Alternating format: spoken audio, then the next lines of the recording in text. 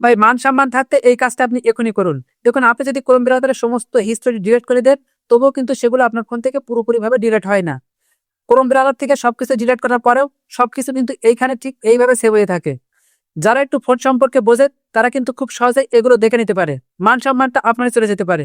তাই আপনি Chrome ব্রাউজারের history delete করার পরে এইখান থেকে কিভাবে পুরোপুরি ভাবে ডিলিট করবেন চালের দেখে দেয়। এটা কিন্তু অনেক গুরুত্বপূর্ণ, শেয়ার করে সবাইকে দেখার সুযোগ করে দিবেন।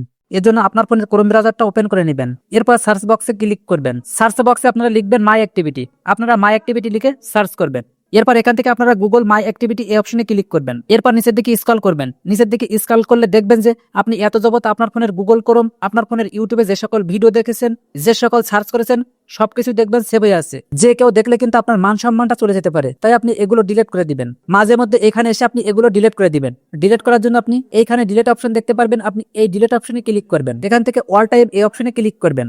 এরপর এখানে আপনাদের কোন কোন সাইটের search history, watch history delete হয়ে যাবে সেগুলো দেখতে পারবেন। তো এরপর আপনারা এখান থেকে এই নেক্সট অপশনে ক্লিক করবেন। এরপর ডিলিট অপশনে ক্লিক করবেন। এরপর গট ইট অপশনে ক্লিক করবেন। এরপর নিচের দিকে স্ক্রল করবেন। দেখবেন যে আপনার ফোনে সকল search history, watch history delete হয়ে যাবে। আপনার সম্মান যাওয়ার আগে মাঝে মধ্যে এখানে এসে ঠিক সেম ভাবে আপনি ডিলিট করে দিবেন।